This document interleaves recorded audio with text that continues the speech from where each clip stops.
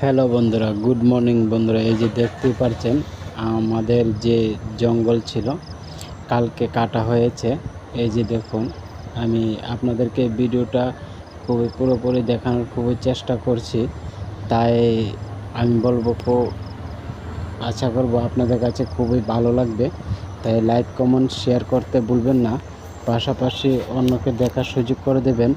বন্ধুরা, এই যে দেখছেন যে রাস্তাটা, এই রাস্তাটা খুব ভয়ঙ্কর হয়ে গেল। যে যাওয়ার সময় পা পিছলে পরেও যেতে পারে। এই যে দেখুন, কতগুলো মাটি ভেঙে গিয়েছে।